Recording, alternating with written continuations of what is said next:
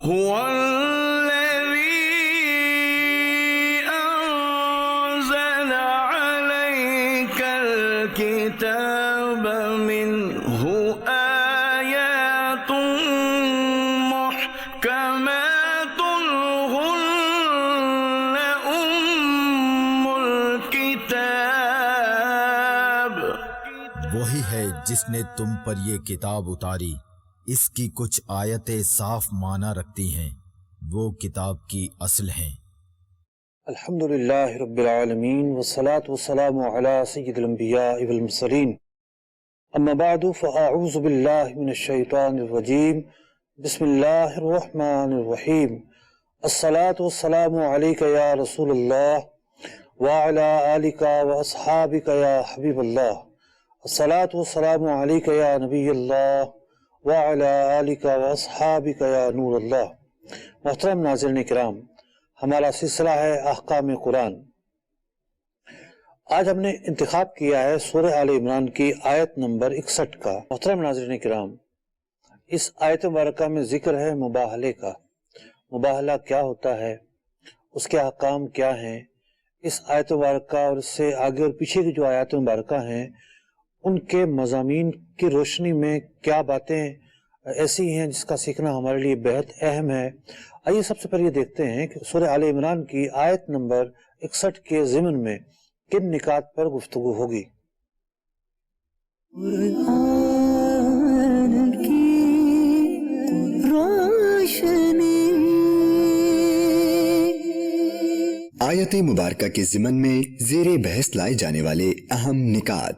Number 1، مذکورہ آیت مبارکہ کا شان نزول کیا ہے۔ نمبر 2، مناظرہ کیا ہوتا ہے اور اس کے مقاصد کیا ہوتے ہیں۔ نمبر 3، مباہلہ کیا ہوتا ہے اور یہ کب جائز ہے۔ نمبر 4، حضرت عیسیٰ علیہ السلام کو خدا ماننے سے متعلق نصارہ کے باطل عقیدے میں کیا کیا کمزوریاں ہیں۔ نمبر 5، مذکورہ آیت مبارکہ پنجتن پاک کے حق میں کس طرح فضیلت کی حامل ہے۔ نمبر 6، حضرت علی المرتضیٰ کرم اللہ تعالی وجہہ الکریم سمیت کوئی بھی امتی انبیاء اور رسل علیہم السلام سے افضل نہیں۔ محترم ناظرین کرام، اس آیت مبارکہ کا شان نزول یہ ہے کہ نصارہ کو جب بارہا سمجھایا جا چکا اور ان کے جو باطل عقائد تھے، باطل نظریات تھے، ان کے بارے میں بتایا گیا، لیکن اس کے باوجود انہوں نے حق کو تسلیم نہ کیا۔ رسول اکرم نور مجسم صلی اللہ علیہ وسلم پر ایمان نہ لائے، حالانکہ وہ جانتے تھے کہ آپ حق پر ہیں، آپ نبی برحق ہیں، آپ کی بشارت حضرت سیدنا عیسیٰ علیہ نبینا علیہ السلام نے دی ہے، آپ کی نشانیاں توریت و انجیل میں بیان ہوئی ہیں، اس کے باوجود نہ مانا۔ تو پھر قرآن مجید فرقان حمید کی یہ آیت مبارکہ نازل ہوتی ہے۔ اللہ رب العزت جس میں ارشاد فرماتا ہے فَمَنْ حَاجَّكَ فِيهِ مِنْ بَعْدِ مَا جَاءَكَ مِنَ الْعِلْمِ، اے محبوب علیہ السلام، آپ کو تو اللہ نے بہت علم عطا فرمایا ہے، اور فریق مقابل جو ہے آپ سے مسلسل الجھتا ہے، یعنی خلاصہ یہ ہے کہ بات نہیں مانتا، اناد پر اترا ہوا ہے، تو آپ فرما دیجئے فَقُلْ تَعَالَوْا نَدْعُ أَبْنَاءَنَا وَأَبْنَاءَكُمْ، ہم اپنی اولاد کو لے آتے ہیں، تم اپنی اولاد کو لے آؤ، وَنِسَاءَنَا وَنِسَاءَكُمْ، اور ہم اپنی عورتوں کو لے آتے ہیں، تم اپنی عورتوں کو لے آؤ، وَأَنفُسَنَا وَأَنفُسَكُمْ، اور ہم خود آ جاتے ہیں اور تم بھی آ جاؤ، ثُمَّ نَبْتَهِلْ، اور پھر مباہلہ کرتے ہیں، فَنَجْعَلْ لَعْنَةَ اللَّهِ عَلَى الْكَاذِبِينَ، اور جو جھوٹا ہوگا اس پر اللہ کی لعنت ہو۔ اس کے بعد یہ آیت مبارکہ نازل ہوئی۔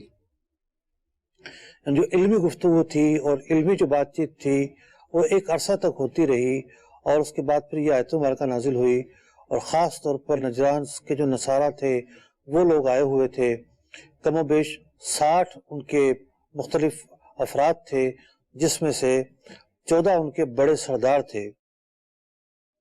تو جب نبی اکرم علیہ السلام نے یہ آیت مبارکہ پڑھ کر سنائی اور فرمایا کہ اب مجھے یہ حکم ہے، تو انہوں نے کہا کہ آپ ہمیں مشورے کا وقت دیں، ہم کل دوبارہ حاضر ہوں گے۔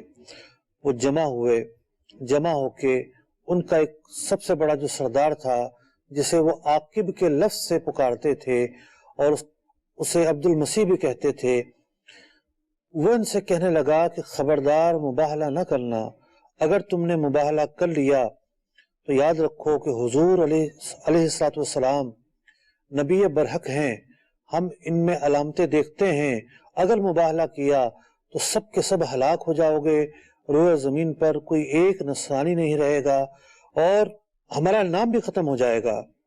तो अगले दिन वो आते हैं, देखा कि हुजूर अलैहिस्सलाम के हाथ में हज़रत इमाम हसन का हाथ है, गोद में इमाम हुसैन रदी अल्लाह तआला अन्हु हैं और आपके पीछे हज़रत फातिमा ज़हरा रदी अल्लाह तआला अन्हा और हज़रत अली अल मुर्तज़ा रदी अल्लाह तआला अन्हु तशरीफ़ फरमा है। हुजूर अलैहिस्सलाम रौनक अफरोज हैं, आपके घराने के अफराद रौनक अफरोज हैं। नसारा ने जब ये देखा तो कहने लगे, हम जिन चेहरों को देख रहे हैं ये ऐसे चेहरे हैं, अगर पहाड़ के लिए भी दुआ करें वो भी अपनी जगह छोड़ देगा और हम मुबाहला नहीं करेंगे। चुनाचे नजारा के जो नसरानी थे वो जिजिया देने पर राजी हो गए और सालाना जिजिया मुकर्रर किया गया और उन लोगों ने हुजूर अलैहिस्सलाम के मुकाबिल में मुबाहला न किया। नबी अकरम अलैहिस्सलाम ने इरशाद फरमाया, कसम उस जात की जिसके कब्ज़े कुदरत में मेरी जान है, नजरान वालों पर अजाब करीब ही आ चुका था, अगर वो मुबाहला करते तो बंदरों और सूअरों की शक्ल में मस्क कर दिए जाते, जंगल में आग भड़क उठती और नजरान और वहां के रहने वाले परिंदे तक नहस्तो नाबूद कर दिए जाते और 1 साल के अरसा में रोए जमीन से नसारा खत्म हो जाते। तो ये एक पस मंजर था जिस पस मंजर से ये आयत मुबारका ताल्लुक रखती है। तो अगले मौजू की तरफ चलते हैं। अगला मौजू हमारा ये है कि मुनाजरा क्या होता है। याद रखिए कि मुनाजरा एक इल्मी गुफ्तगू को कहते हैं और मुनाजरे के अंदर जो इल्मी गुफ्तगू होती है उसका मकसूद हक तक पहुंचना होता है। उलमा ने तारीफ इसकी ये की कि हिय नज़्र बिल बसीरत मिनल जानिबैन फी निस्बती बैन शैअन इजहार लिस्सवाब। फरीकैन जो है अब एक दूसरे का मौक़िफ़ बयान करते हैं और हक तक पहुंचना या पहुंचाना मकसूद होता है। मुनाजरे के अंदर इल्मी गुफ्तगू होती है, किसी के भी अंदर इनाद नहीं होता, किसी के अंदर भी मतलब कि ये चीज़ नहीं होती कि वो हक़ाइक़ को तस्लीम नहीं करेगा। हक़ाइक़ एक दूसरे के सामने रखे जाते हैं, जो गलती पर होता है वो पीछे हटता है और दूसरे की बात को एक्सेप्ट करता है। ये तो है मुनाजरे की हकीकी तारीफ। और इससे मिलती जुलती बहुत सारी शक्लें हैं मुनाजरे की, जिन्हें मुनाजरा कहा तो जाता है लेकिन दर हकीकत वो मुनाजरा नहीं होता, वो मुकाबरा होता है, मुजादला होता है, जिसमें फरीकैन जमा होते हैं और मकसद ये होता है एक दूसरे को नीचा दिखाएंगे, एक दूसरे को जलील करेंगे, एक दूसरे को रुस्वा करेंगे। हक़ाइक़ वाज़ेह होने के बावजूद, हक़ाइक़ अया होने के बावजूद नहीं मानेंगे, तस्लीम नहीं करेंगे। तस्लीम करना तो तौहीन हमारी कहलाएगी। तो इस किस्म के जो मामलात हैं उन्हें अगरचे के उर्फ़ आम में मुनाजरा कहते हों, वो मुनाजरा नहीं होता, वो मुजादला होता है। मुनाजरा करना अहले इल्म की रविश रही है। खुद हज़रत सैयदना इब्राहीम अला नबीना अलैहिस्सलाम का मुनाजरा नमरूद के साथ जो हुआ, कुरान करीम फुरकान हमीद ने उसको तफसील के साथ बयान किया। उलमा में इल्मी नशिस्तें, इल्मी मुकालमे, इल्मी मुनाजरे होते चले आए, लेकिन आज से नहीं सदियों से इस ताल्लुक से भी बहुत सारी खराबियाँ मौजूद हैं। खुद इमाम गजाली रहमतुल्लाह तआला अलैह ने इह्याउल उलूम के अंदर जो इल्म का बाब बांधा है, वहाँ मुनाजरे के नाम पर होने वाले जो अजीब व गरीब मामलात हैं, जिनके अंदर तकब्बुर, इनाद, बुग़्ज़, कीना और न जाने क्या कुछ शामिल होता है, उस पर तफसील से रोशनी डाली है और इस ताल्लुक से जो मज़मूम बातें हैं उन्हें खोल कर बयान किया है। और इस फील्ड के लोगों के दिलों में जो चोर है वो चोर पकड़ कर उसे अया किया है कि इन चीज़ों से बचना है। तो ایک ہوتا ہے مناظرہ، علمی گفتگو کے جو لوازمات، جو آداب ہیں وہ پورے کیے جاتے ہیں۔ اس سے آگے کی ایک اور چیز ہے، وہ ہے مباہلہ۔ مباہلہ کیا ہوتا ہے؟ مباہلہ یہ ہوتا ہے کہ فریقین جمع ہوں اور وہ یہ گفتگو کریں، میں حق پر ہوں اور تم باطل پر ہو تو خدا تمہیں ہلاک کرے، دوسرا بھی اسی طرح کہتا ہے۔ آج تک کسی بھی نبی علیہ السلام نے مباہلہ نہیں فرمایا۔ نبی اکرم علیہ السلام واحد ہستی تھے کہ جو مباہلے کے لیے تیار ہوئے۔ مباہلہ کیا جاتا ہے یقینی باتوں میں، یعنی نصارہ جو ہے ان کی جو مذمت بیان کی جا رہی تھی وہ کئی اعتبارات سے کی جا رہی تھی۔ مثلا ایک تو یہ کہ وہ حضرت سیدنا عیسیٰ علی نبینا علیہ السلام کو خدا کہتے ہیں، یہ بداہتاً باطل بات ہے، غلط بات ہے۔ وہ مخلوق ہیں، اللہ کے بنائے ہوئے ہیں، وہ خدا نہیں ہیں بلکہ اللہ کے بندے ہیں۔ تو یہ ایک یقینی موقف تھا۔ تو علماء نے یہ لکھا کہ مباہلہ جو ہوتا ہے وہ یقینی بات پر ہو سکتا ہے، ظنی باتوں پر مباہلہ نہیں ہو سکتا۔ اب ظنی اور غیر ظنی کا جو معاملہ ہے اس کو اس بات سے سمجھیے کہ مسح کرنا فرض ہے، وضو کے اندر مسح کرنا فرض ہے۔ اب احناف کے یہاں جو حنفی ہیں، امام اعظم ابو حنیفہ رضی اللہ تعالیٰ عنہ کو فالو کرنے والے ہیں، ان کے یہاں چوتھائی سر کا، کم از کم چوتھائی سر کا مسح یہ فرض ہے۔ امام شافعی رضی اللہ تعالیٰ عنہ کے نزدیک ایک بال کا بھی اگر مسح کر لیا تو مسح ہو جائے گا۔ اب مسح کی جو مقدار ہے یہ اب یقینی مسئلہ نہیں ہے، اس میں ائمہ مجتہدین کا اختلاف ہے۔ جہاں ائمہ مجتہدین کا اختلاف ہو ان مسائل کو ظنی مسائل کہا جاتا ہے۔ شریعت میں بڑا اعتدال ہے۔ بات یہ ہے کہ امام اعظم ابو حنیفہ ہوں، امام شافعی ہوں، امام مالک ہوں، امام احمد بن حنبل ہوں، چاروں جو ائمہ ہیں یہ حق پر ہیں، یہ راہ ثواب پر ہیں۔ انہوں نے، یہ مجتہدین تھے، اس علمی درجے پر پہنچے ہوئے تھے کہ جو بڑا ہی بلند درجہ ہوتا ہے، وہ ہر ایک کو نصیب نہیں ہوتا۔ انہوں نے اپنے قواعد کی روشنی میں، اصولوں کی روشنی میں احکام کا استنباط کیا، اور احکام کا استنباط کرتے ہوئے نیک نیتی کے ساتھ، فن کے یہ امام تھے، قرآن پر ان کی گہری نظر تھی، احادیث پر گہری نظر تھی، عربی لغت پر گہری نظر تھی، اجتہاد کی تمام تر شرائط ان میں پائی جاتی تھی۔ تو انہوں نے مختلف مسائل میں اپنی رائے قائم کی جو دیگر ائمہ سے مختلف رہی۔ یعنی امام اعظم کی جو رائے ہے بہت ساری باتوں میں امام شافعی سے موافقت نہیں ہے، امام احمد بن حنبل سے موافقت نہیں ہے، امام مالک سے موافقت نہیں ہے، یوں ہی بقیہ جو تینوں امام ہیں ان کا معاملہ ہے۔ لیکن ماجرا یہ ہے کہ کہیں بھی اناد نہیں ہے، کہیں بھی مطلب کہ یہ نہیں ہے کہ کوئی تکا لگایا ہو اور جناب مسئلہ اخذ کر لیا، نہیں، یہ لوگ علم کے اعلیٰ ترین درجے پر فائز تھے۔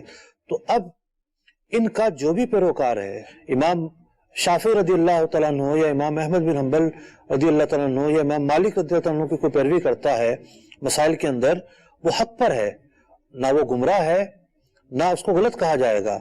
عملی مسائل کے اندر وہ بالکل صحیح ہے۔ اسی طریقے سے معاملہ اعتقادات کا ہے۔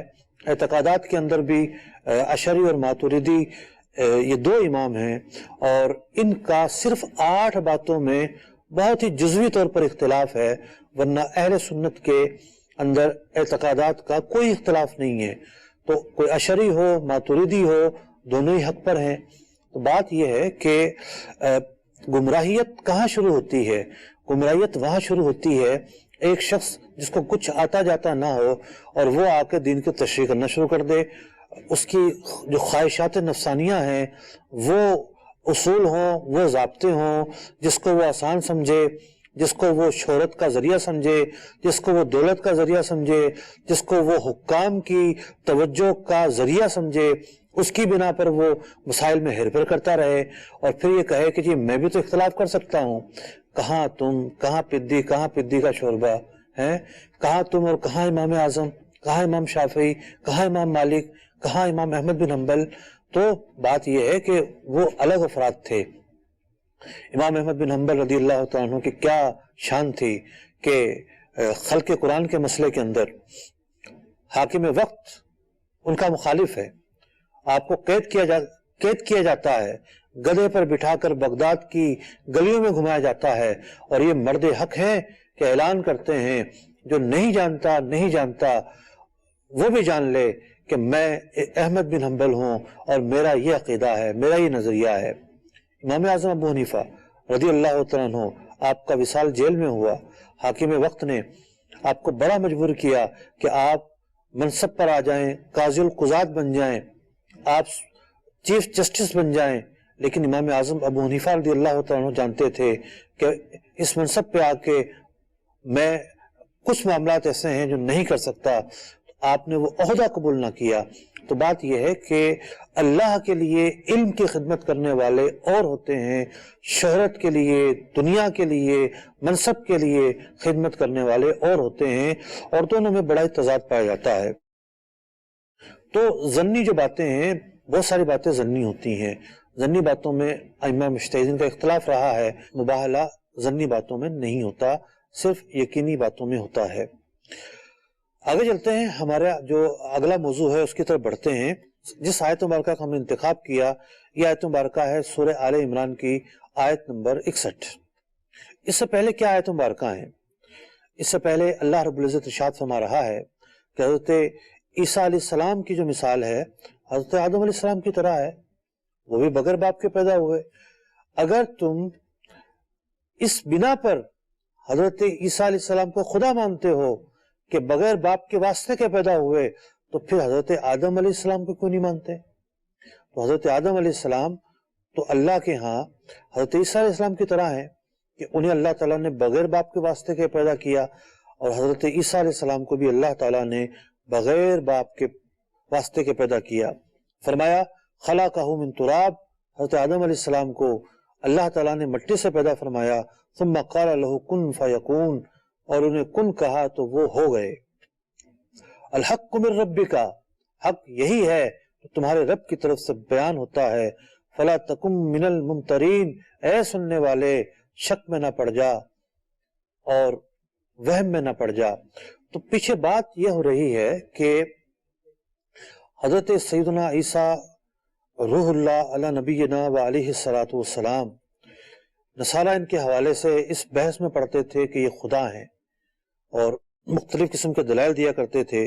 تو اللہ رب العزت نے اس آیت مبارکہ میں ان کا رد بیان فرمایا کہ وہ خدا نہیں ہیں۔ امام فخر الدین رازی رحمۃ اللہ تعالی علیہ نے تفسیر رازی کے اندر ایک بڑا پیارا واقعہ لکھا۔ کہا کہ میں ایک مرتبہ خوارزم گیا، وہاں ایک نصرانی سے میری گفتگو ہوئی، مناظرہ ہوا۔ اچھا، مناظرہ جو ہے وہ ضمنی اور یقینی دونوں باتوں میں ہو سکتا ہے۔ تو اس نے کہا کہ حضور علیہ السلام کے نبی ہونے پر کیا دلیل ہے؟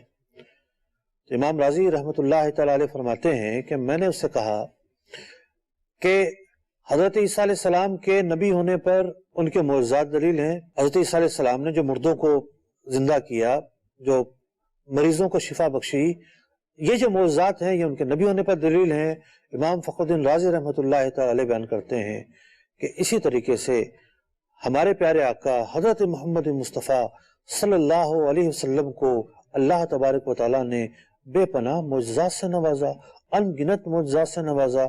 حضور اکرم علیہ السلام کے جو معجزات ہیں وہ آپ کے نبی ہونے پر دلیل ہیں، اور اگر نبی اکرم علیہ السلام کے معجزات کا اقرار نہ کیا جائے، انکار کیا جائے، تو پھر سوال یہ پیدا ہوگا کہ بقیہ انبیاء علیہ السلام کو تم کس دلیل سے نبی مانتے ہو؟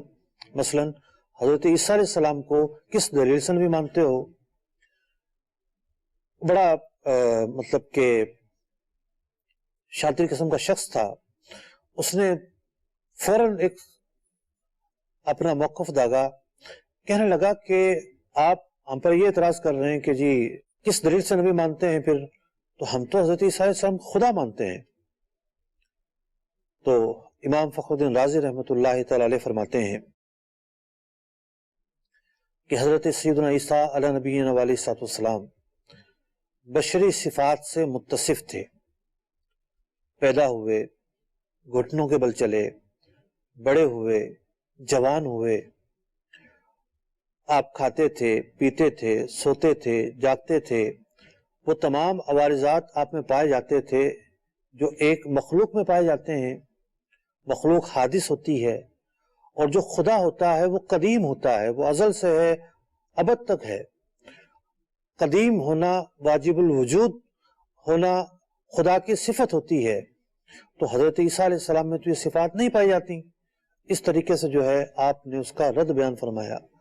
تو بات یہ ہے کہ جو ایک بنیاد ہے، قرآن کریم فرقان حمید بھی اس کا رد بیان فرما رہا ہے. وہ بنیاد نصارہ کی یہ ہے کہ چونکہ انہیں بغیر باپ کے پیدا کیا گیا ہے اس لیے یہ خدا ہیں. یہ نظریہ غلط ہے. اللہ تبارک و تعالیٰ نے حضرت آدم علیہ السلام کو بھی باپ کے واسطے کے بغیر پیدا فرمایا، حضرت عیسیٰ علیہ السلام کو بھی باپ کے واسطے کے بغیر پیدا فرمایا. یہ دونوں اللہ کے بندے ہیں. مفتی احمد یار خان نعیمی رحمۃ اللہ تعالی علیہ تفسیر نعیمی میں لکھتے ہیں کہ حضرت عیسیٰ علیہ نبینا علیہ السلام کی جو پیدائش ہے، اگرچہ کہ حضرت مریم رضی اللہ تعالیٰ عنہ کے شکم میں آپ نے پرورش پائی، یعنی جنم لیا اور پھر آپ پیدا ہوئے، لیکن جبریل امین کی سانس سے آپ پیدا ہوئے ہیں. اور اللہ تبارک و تعالیٰ نے آپ کو بڑا مقام عطا فرمایا، روح اللہ کا لقب آپ کو حاصل ہوا. اگلے موضوع کی طرف چلتے ہیں. اگلا موضوع ہمارا یہ ہے کہ اس آیت مبارکہ کے اندر اللہ رب العزت نے مباہلے کا ذکر فرمایا کہ جو مباہلہ ہے یہ ہوگا، اور نصارہ سے اب علمی بات نہیں ہوگی. وہ لوگ اناد پر قائم ہیں، ہر درمی پر قائم ہیں، بات سمجھنے کے لیے تیار نہیں ہیں. اب مباہلہ ہوگا، اور وہ مباہلے کی تیاری کر لی گئی. نبی اکرم علیہ السلام جلوہ فرما ہو جاتے ہیں. اگرچہ کہ مباہلہ نہیں ہوتا، لیکن آپ صلی اللہ علیہ وسلم کس کے ساتھ تشریف لاتے ہیں؟ آپ کے ساتھ حسنین کریمین ہیں، حضرت فاطمہ الزہرا ہے، حضرت علی المرتضیٰ رضی اللہ تعالیٰ عنہ ہیں. یہ کل ملا کے 5 افراد ہیں. اسی واقعے کے پس منظر میں ان حضرات کو پنجتن پاک کہا جاتا ہے. یعنی یہ جو ہے وہ مباہلے کے لیے آئے ہیں. اور حضور علیہ السلام نے جو آیت پڑھ کر بتائی کہ اللہ تعالیٰ نے یہ کہا ہے ندعو ابناءنا، ہم اپنے بچوں کو لے کر آئیں گے، تو حسنین آپ کے بچے ہیں. یعنی آج تک یہ ہوتا رہا کہ باپ کی جو نسل ہے وہ بیٹوں سے چلتی ہے، لیکن حضور اکرم علیہ السلام کا یہ خاصہ ہے، آپ کی جو نسل ہے وہ بیٹی سے چلی ہے.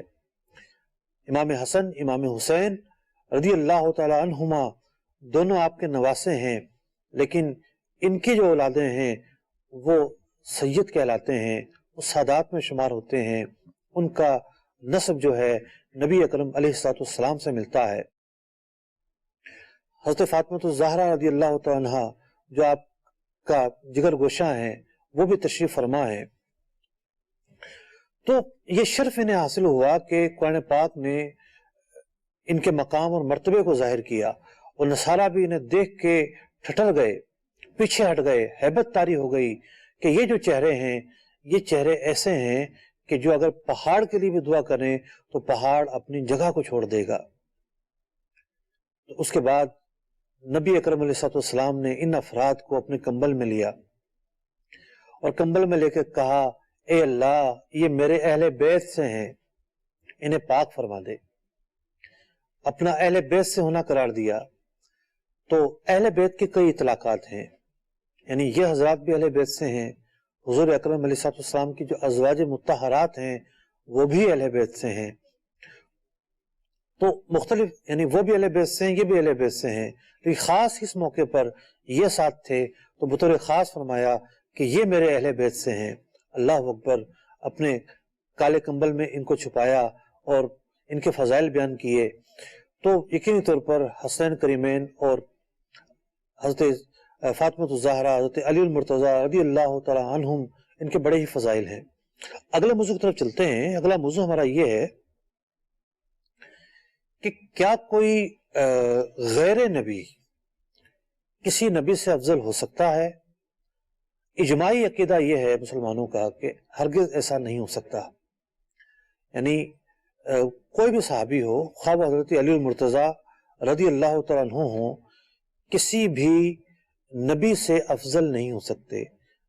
نہ ہی نبی اکرم علیہ السلام سے افضل ہیں، اور نہ ہی جو بقایا جو انبیاء سابقین ہیں ان سے بھی آپ افضل نہیں ہیں. انبیاء علیہ السلام مخلوق میں سب سے افضل ہیں. اب بات یہ ہے کہ یہ بات پیدا کہاں سے ہوئی؟ یہ جو گفتگو تھی اس کا سارے بحث سے کیا تعلق ہے؟ ایک تعلق ہے، میں سمجھاتا ہوں. دیکھیے آیت مبارکہ میں کیا فرمایا گیا کہ تعالو، آ جاؤ، ندعو ابناءنا و ابناءکم، تم اپنے بچوں کو لے آؤ، ہم اپنے بچوں کو لے آتے ہیں. ونساءنا و نساءکم، اپنی عورتوں کو لے آؤ، ہم اپنی عورتوں کو لے آتے ہیں. اب بچوں میں کون آیا؟ حسنین کریمین. بچوں میں لے لیں یا عورتوں میں لے لیں، حضرت فاطمہ الزہرا. حضرت علی المرتضیٰ جو ہیں نہ آپ کی اولاد میں ہیں، نہ ان کا شمار نساء میں ہو سکتا ہے کہ وہ مرد ہیں. اب ایک ہی لفظ بچتا ہے، وہ لفظ کیا بچتا ہے؟ وَأَنفُسَنَا وَأَنفُسَكُمْ، اور ہم اپنی جانوں کو لے کر آئیں گے، تم اپنی جانوں کو لے کر آئیں. تو بعض لوگوں نے یہ استدلال کیا کہ حضرت علی المرتضیٰ کرم اللہ وجہہ الکریم، ان کا شمار ابنا میں تو ہوتا نہیں ہے، اولاد میں ہوتا نہیں ہے، نساء میں ہوتا نہیں ہے، باقی رہ گیا ایک لفظ انفسنا، ہم اپنی جانوں کو لے کر آتے ہیں. تو گویا کہ حضور نے صرف اپنے آپ، حضور اپنے آپ ہی نہیں آئے بلکہ حضرت علی بھی ساتھ آئے. تو حضرت علی کے لیے لفظ انفسنا استعمال ہوا، یعنی گویا کہ وہ نفس حضور ہیں، اور حضور علیہ السلام اور حضرت علی میں کوئی فرق نہیں ہے. یہ ایک استدلال کیا گیا، یہ استدلال باطل ہے. یہ استدلال کئی اعتبارات سے باطل ہے. پہلی وجہ تو یہ ہے کہ حضرت علی المرتضیٰ کرم اللہ وجہ الکریم ابنا ہی میں داخل ہیں، اولاد ہی میں داخل ہیں. کہ ایک جو لفظ استعمال ہوتا ہے اس لفظ کے کئی پس منظر ہوتے ہیں. حقیقی معنی ہوتا ہے، ایک مجازی معنی ہوتا ہے. ہمارے عرف کے اندر جو داماد ہے اس کو بھی اولاد میں شمار کیا جاتا ہے، اپنے بچوں میں شمار کیا جاتا ہے. کیا آپ نے نہیں دیکھا کہ حضرت ابراہیم علیہ نبینا علیہ السلام کے چچا کے لیے باپ کا لفظ استعمال کیا گیا ہے؟ تو وہ ہیں تو چچا آزر، لیکن ان کے لیے باپ کا لفظ استعمال کیا گیا. تو مجازی معنی بھی کوئی چیز ہوتے ہیں، اور چھوٹے بھائی کو بھی اولاد کے ذمہ میں شمار کر لیتے ہیں بعض اوقات. حضرت علی رضی اللہ تعالیٰ عنہ حضور کے چھوٹے بھائی بھی ہیں. اور دوسری بات یہ ہے کہ اگر انفس کا ترجمہ بھی کیا جائے تو جو نفس کا حقیقی معنی ہے وہ کیسے یہاں متحقق ہو سکتا ہے؟ یہاں بھی یہی تعبیر کریں گے کہ مجازی معنی مراد ہوگا. اور یہی مسلمانوں کا اجماعی عقیدہ ہے کہ تمام کے تمام انبیاء جو ہیں وہ افضل ہیں، اور جو غیر نبی ہیں وہ نبی کے شرف کو کبھی نہیں پا سکتا. جس طریقے سے صحابی کا معاملہ ہے کہ جو صحابی ہے وہ غیر صحابی سے افضل ہے، اور کوئی بھی غیر صحابی صحابی کے شرف کو کبھی نہیں پہنچ سکتا. تو اس آیت مبارکہ سے کہیں بھی یہ ثابت نہیں ہو رہا کہ حضرت علی المرتضیٰ کرم اللہ وجہ الکریم انبیاء سابقین سے افضل ہیں. اللہ تبارک و تعالیٰ سے دعا ہے کہ اللہ تبارک و تعالیٰ ہمیں قرآن سمجھنے کی، قرآن پر عمل کرنے کی، قرآن فہمی کی توفیق عطا فرمائے. قرآن پاک کے جو برکات ہیں اس سے ہمیں متمتع فرمائے. آمین بجاہ النبی الامین صلی اللہ تعالی علیہ وسلم. قرآن کے احکام